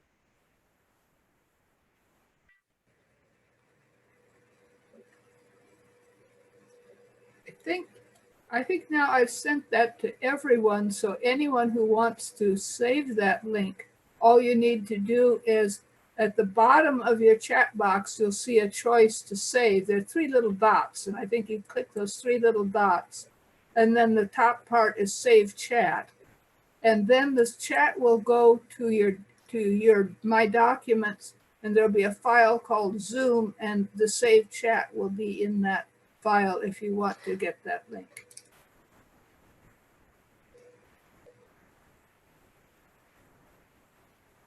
Do you want me to do this for your computer, Dorothy? I did it for yours. That's you did it for mine. Okay, you can try and do it. I don't know. I'm not seeing any three dots or anything. Okay, I'll do it on your computer. Okay. Since we got a little marital discussion here. Yeah. Can I ask a question? Yes. It seems to me, well, from what he said, that instead of getting our temperatures taken all the time, we should be using an oximeter to see what our oxygen rate is. Could he comment on that? Absolutely. I mean, these pulse oximeters, when I first started trading, they were $500. Now you can get them for less than 10. They're extremely useful in terms of seeing what your oxygen saturation is. And it's one of the things that's in our go bag because, you know, if you buy them in bulk, they're pretty cheap. So we have just one of these things. And it's worth having. It's really the fifth vital sign, if you will, right now. And it's the one that'll tell you, I don't have one that fit on your finger, what your heart rate and oxygenation are. But if you don't have that, everybody should have access to a watch. Count the number of breaths a person is taking, just quietly, in 15 seconds, multiplied by 4. If that's over 30, you're getting in trouble. That person is breathing faster than they should, and you should seriously think of watching them for decline. It's probably the most important single thing that you can observe. What about not smelling or tasting? That's important too in differentiating regular flu, which we're seeing some of because you know you see actually an increase in all viral infections. It's really quite remarkable. I'm seeing an increase in shingles and in chickenpox and everything that you'd expect when everybody's cramped indoors. So it's interesting what we're seeing because of the changes in our lifestyles. I mean, certainly vitamin D deficiency. No one's in the sunshine anymore. Everybody's having it. It's almost universal. So there's certain patterns that you see that I'm very curious to talk to the doctor who lived through the 1918 influenza virus of the Spanish flu. I can't imagine seeing that span of history and being so lucid to send me messages at the same time she's talking. I don't know that I could adopt technology like that. She is absolutely remarkable. Yeah. And Dorothy, on your chat box, you were talking about copying the chat. You can also go directly to the chat and just click on the blue link, and it'll take you right to the website immediately. Oh, okay. I've done that, and I just wanted to say to the doctor that in Australia, I've just read your link, which is great, but here in Australia, we actually have 14 days of compulsory isolation, and that has worked extremely effectively because we do have people that test positive on the 12th or 13th day. So that might be different in USA, but that's our practice in Australia, and we've pretty well eliminated community transmission. Absolutely, that was our practice, but it's not being led, our policy is not being led by scientific process right now. So our practice, I can't believe it, but the CDC is contracted to 10 days. I think that sends the wrong message entirely. And Australia and other countries have done a phenomenal job. As I didn't realize that the reason Taiwan did so well was that there was an epidemiologist who was in the president. Is that right? I didn't know that today. Shows me what the difference is when you have science running public policy, or when you have politics. I mean, a mask should never become a matter of blue and red states. It's ridiculous. And the number of people that work in the CDC can be convinced to say, okay, you can cut it to 10 because the risk isn't that bad, I don't think is the message that we should be saying. That shouldn't be a blue or red message. It should be based on science. And I hope we can get back to that. But I don't know. It scares me that 50 million people fundamentally don't believe that. They would rather believe conspiracies that Bill Gates is putting out a vaccine that's going to kill everybody. I mean, it makes no sense to me. I don't understand it, but they'll believe the big lie much more easily than they'll believe the small ones.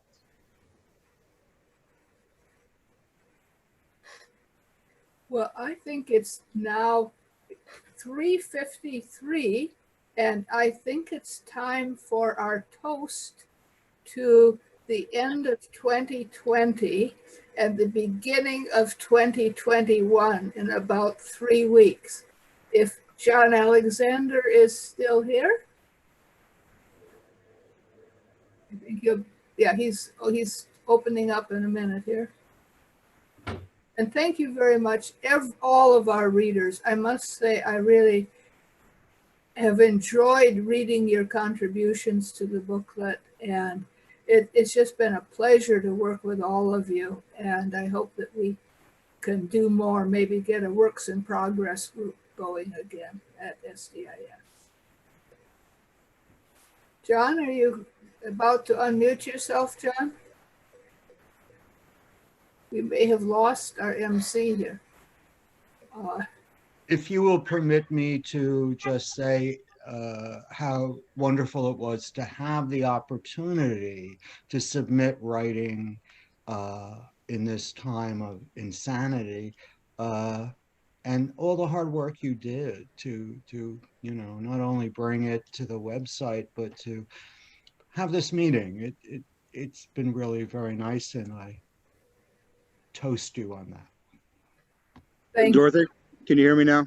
Yes, we can hear you. Yes. Thank you. Yeah, I lost my video. I can't see, but as long as you can hear me, that's fine. We can see you.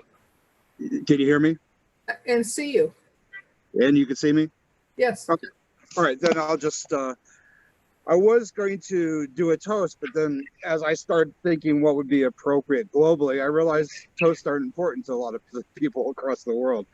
So I decided that I would look at the nature of independent scholarships and maybe look at some quotes, because I see that there is a role for everything that we've been doing here as a group. I really love the passion I see. the adaptation where people are looking at flowers and butterflies. And I mean, to me, that's a culture of scholarship, which I think really is a transition for a lot of different ideas. So instead of doing a bunch of quotes, I thought, what would be a nice note to leave with? So what I would like to do is read some Yogi Berra, if that's okay. The future ain't what it used to be.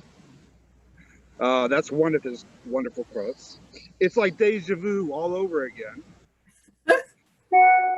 If you don't know where you're going, you might end up someplace else. We make too many wrong mistakes.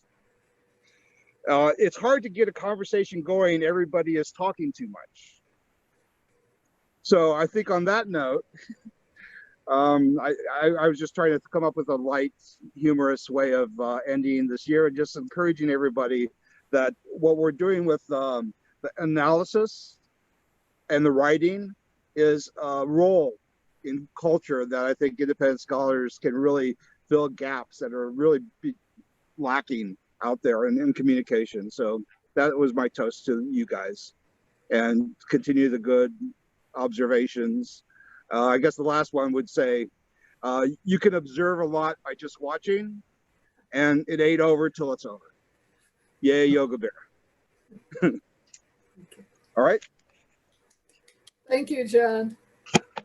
And I'd like to say something that I'd like to just repeat what so many others have said, my appreciation to Dorothy for all this work. And then to tell you that I just heard something today that I'd like to tell you. It's very new to me. And it's like, stay positive and test negative. Like it. Thank you, Jill. Thank you very much. That was wonderful, Jill. Thank you.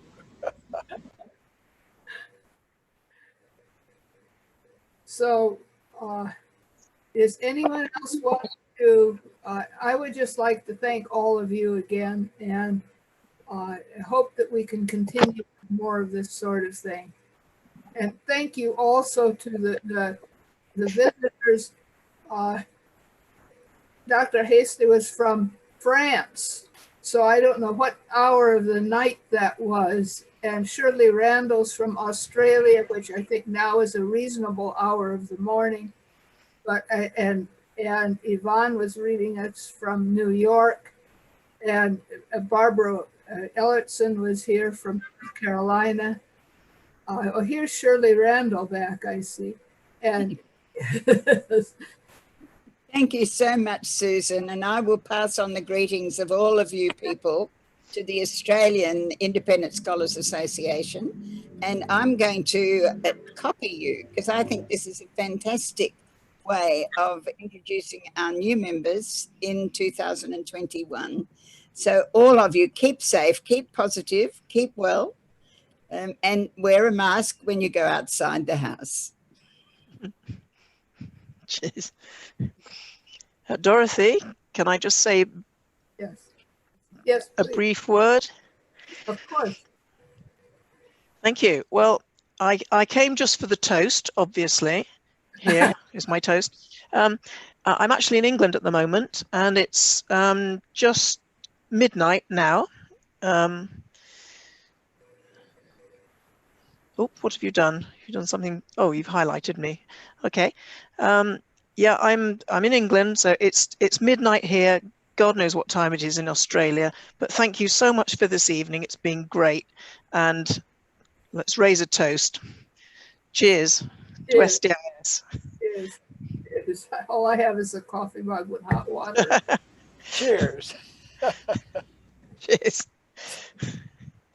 That's the difference between France and England. You have, I mean, between France and the United States, or England and the United States, you have this nice glass of red wine, and all I have is a cup, a recyclable cup with hot water in it.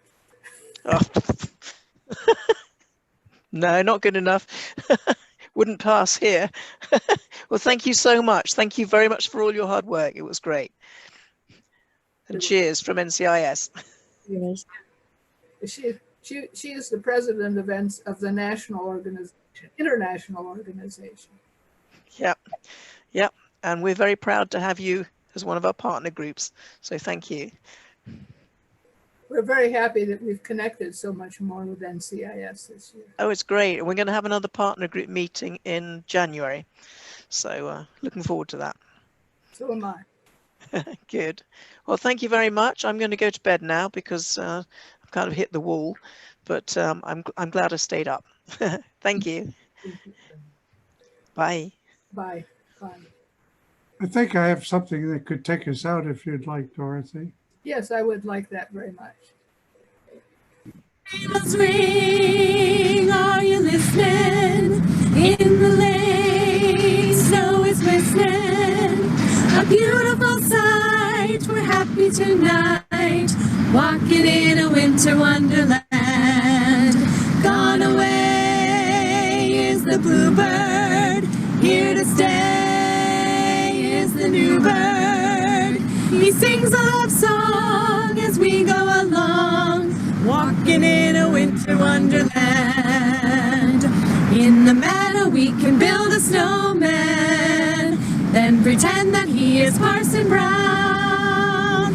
He'll say, "Are you married?" We'll say, "No, man." But you can do the job when you're in town. Later on we'll conspire as we dream by the fire to face unafraid the plans that we made, walking in a winter wonderland.